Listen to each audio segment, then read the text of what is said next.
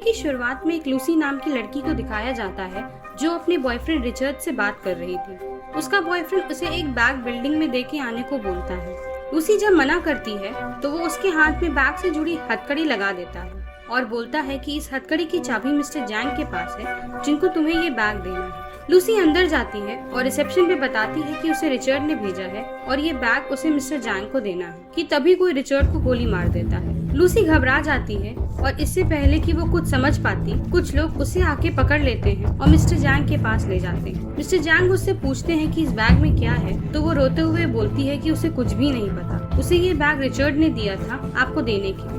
Mister जैंग Lucy को उस bag का कोड देते हैं और खोलने को बोलते हैं। जब लूसी बैग खोलती है तो उसमें ब्लू कलर के 4 पैकेट्स निकलते हैं। तभी मिस्टर जैंग के लोग एक अजीब से आदमी को लेके आते हैं और उसे पैकेट में से थोड़ा सा केमिकल खिला देते हैं। जैसे ही वो केमिकल उसके अंदर जाता है वो आदमी पागलों की तरह हंसने लगता है। उस आदमी को पागलों की तरह हंसता देख मिस्टर जैंग उसे गोली मार देते हैं और तभी मिस्टर जैंग का आदमी लूसी को बेहोश कर देता है। दूसरी तरफ दिखाया जाता है कि प्रोफेसर नॉर्मन अपनी स्पीच में बताते हैं कि इंसान अपने दिमाग का सिर्फ 10% ही इस्तेमाल करते हैं जबकि डॉल्फिन्स 20% करती हैं। प्रोफेसर नॉर्मन ये भी बताते हैं कि अगर इंसान अपने दिमाग का 40% इस्तेमाल कर ले तो शायद वो अपने शरीर के साथ दूसरों को भी कंट्रोल कर सकता है और अगर इंसान इससे ज्यादा अपने दिमाग को अनलॉक कर पाए तो वो मैटर को भी कंट्रोल कर सकता है। तभी एक स्टूडेंट उनसे पूछता है कि 100% ब्रेन कैपेसिटी पे पहुंच के क्या होगा, तो वो बोलते हैं कि ये हम सिर्फ सोच सकते हैं पर कुछ खास इस बारे में कुछ कहा नहीं जा सकता। अगले सीन में दिखाया जाता है कि जैसे ही लूसी होश में आती है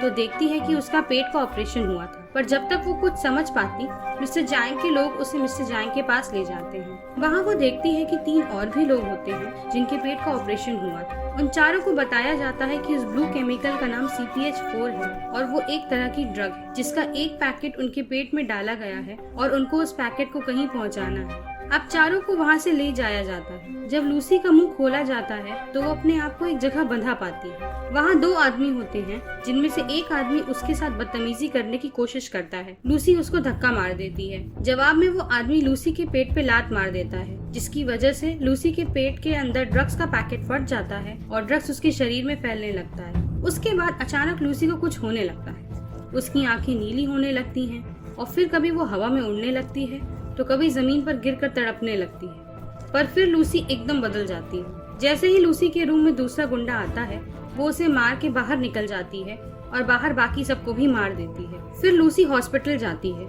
जहाँ वो एक ऑपरेशन थिएटर में घुस जाती है और जिस पेशेंट का ऑपरेशन हो रहा होता है उसके स्कैन्स को देखते ही वो उसे गोली मार देती है और डॉक्टर से बोलती है कि ये आदमी तो वैसे भी मर जाता। लूसी डॉक्टर से गन पॉइंट पर अपने पेट के अंदर के पैकेट को निकालने को बोलती है और डॉक्टर का फोन लेकर अपनी मम्मी को फोन लगाती है। उनको वो बताती है कि उसे सब कुछ फील हो रहा है, स्पेस, हवा, वाइब्रेशंस, ग्रेविटी, लोग। वो ये भी बोलती है कि उसे सारी मेमोरीज भी याद हैं, जैसे उसकी बिल्ली का फर बहुत सॉफ्ट था। तो लूसी की मम्मी बोलती है कि उसे वो याद नहीं हो सकता क्योंकि तब वो बस 1 ही साल की थी। उसके बात करते करते डॉक्टर उस पैकेट को बिना लूसी को एनेस्थीसिया दिए निकाल देता है। लूसी जब डॉक्टर को उस ड्रग का नाम बताती है तो डॉक्टर बताता है कि ये ड्रग सिर्फ प्रेग्नेंट लेडीज के अंदर बनता है और वो भी बहुत छोटी मात्रा में। डॉक्टर हैरान हो जाता है और बोलता है कि इतना ड्रग तुम्हारे अंदर जाने के बाद भी तुम जिंदा कैसे हो, जिस पर लूसी बोलती है ज्यादा देर तक नहीं। अब लूसी के अंदर इतना ड्रग्स जा चुका था कि उसका दिमाग बहुत तेज चलने लगा था और उसे अब चीजों के आर पार दिखने लगा था। फिर वो मिस्टर जैंग की बिल्डिंग में जाती है जहाँ वो सबको गोलियों से भून देती है और मिस्टर जैंग के सर पे सिर्फ हाथ रखकर पता कर लेती है कि उसने बाकी 3 लोगों को कहाँ भेजा। वहाँ से लूसी अपने दोस्त के घर जाती है जहाँ वो उसका लैपटॉप लेके प्रोफेसर नॉर्मन के बारे में पता करती है।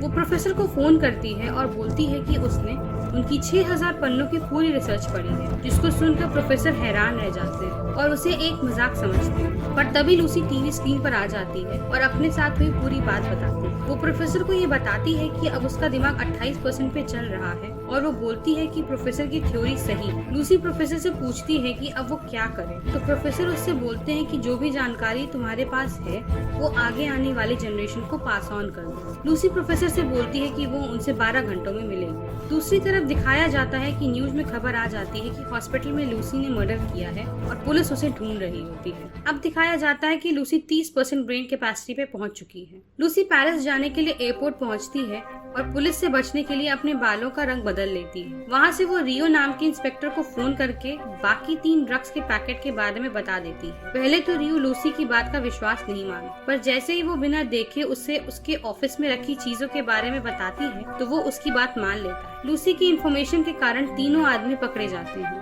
दूसरी तरफ लूसी पेरिस की फ्लाइट में बैठी होती है और उसका दिमाग अब 40% कैपेसिटी पे पहुंच चुका था, पर तभी उसे कुछ होने लगता है। उसके दांत टूट के गिरने लगते हैं और उसका शरीर हवा में डिसॉल्व होने लगता है। वो भाग के प्लेन के बाथरूम में जाती है और कुछ भी ना समझ पाने की हालत में वो पैकेट में बचा हुआ केमिकल खा लेती है। अगले सीन में दिखाया जाता है कि वो पेरिस के हॉस्पिटल में होती है और अब उसका दिमाग 50% कैपेसिटी पे पहुंच गया था। जैसे ही वो होश में आती है, लूसी वहाँ से निकलने लगती है कि तभी इंस्पेक्टर रियो उसे रोकने की कोशिश करता है। तब वो आसपास के सभी लोगों को बेहोश कर देती है और रियो को उसे पैकेट तक ले जाने को बोलती है। रियो कुछ भी समझ नहीं पाता और उसको साथ ले जाता है। अब उसका दिमाग 60% कैपेसिटी पे पहुंच चुका था और उसे फोन के सिग्नल भी दिखाई देने लगे थे। वो मिस्टर जैंग के फोन का सिग्नल अलग करके सुनती है तो उसे पता चलता है कि मिस्टर जैंग के लोग हॉस्पिटल पहुंच चुके हैं जहां उन तीनों का ऑपरेशन होना है, और इसीलिए वो रियो से ड्राइविंग सीट छीन लेती है और बहुत तेज गाड़ी चलाने लगती है। उधर दूसरी तरफ जैंग के आदमी पुलिस वालों को मार देते हैं और पैकेट वाले तीनों आदमी उसे पैकेट निकाल लेते हैं। पर जैसे ही वो लोग वहाँ से भागने लगते हैं तभी वहाँ लूसी आ जाती है और उन सब गुंडों को हवा में उड़ा के उनसे पैकेट छीन लेती है। पर जैसे ही रियो और लूसी हॉस्पिटल से निकलने लगते हैं,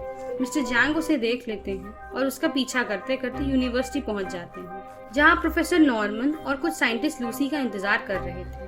जैसे ही लूसी प्रोफेसर के पास पहुंचती है तो प्रोफेसर नॉर्मन और उनके साथी उससे कई सवाल पूछने लगते हैं, जिसके जवाब में लूसी उनको बताती है कि इंसानों ने अपनी सुविधा के लिए बहुत सारे नापने की इकाइयां बनाई हैं, जबकि सही मायने में समय ही किसी भी चीज को नापने का असली इकाई है। इतना बताते बताते उसे पता चल जाता है कि मिस्टर जैंग और उनके आदमी बिल्डिंग में आ चुके हैं। तब रियो बोलता है कि मैं उनको संभालता हूँ और ये भी बोलता है कि जो करना है जल्दी करना, क्योंकि मैं उनको ज्यादा देर तक रोक नहीं पाऊंगा।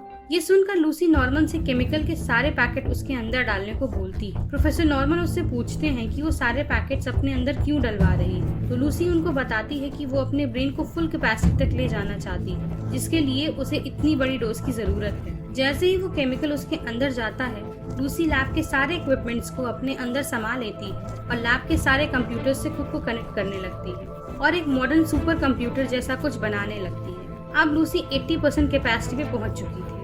दूसरी तरफ जैंग के आदमी रियो और पुलिस वालों पे भारी पड़ने लगते हैं और वो लोग एक मिसाइल छोड़ देते हैं, जिसके फटने से लूसी को धक्का लगता है और वो टाइम में ट्रैवल करने लगती है। वो अपने हाथ के एक इशारे से टाइम को आगे या पीछे कर लेती है और वो ऐसा करते करते समय की शुरुआत तक पहुंच जाती है। पर दूसरी तरफ मिस्टर जैंग उसकी फिजिकल बॉडी के पास पहुंच जाते हैं, पर जैसे ही वो उसे गोली मारते हैं, लूसी का दिमाग 100% कैपेसिटी तक पहुंच जाता है और वो गायब हो जाती है। जैंग गुस्से में प्रोफेसर से पूछता है कि वो कहाँ है, पर तभी रियो उसे गोली मार देता है और वो मर जाता है। उसी समय लूसी के उस अजीब से सुपर कंप्यूटर से एक पेन ड्राइव निकलती है, जिससे नॉर्मन ले लेते हैं और कंप्यूटर राख में बदल जाता है। इंस्पेक्टर रियो नॉर्मन से पूछता है कि लूसी कहाँ है। तभी रियो के फोन पे मैसेज आता है जिसमें लिखा होता है आई एम एवरीवेयर, और मूवी खत्म हो जाती है। अगर आपको ये वीडियो पसंद आई हो तो please like, share, comment and subscribe, ताकि ऐसी और अच्छी वीडियोस हम आप तक पहुंचा सकें।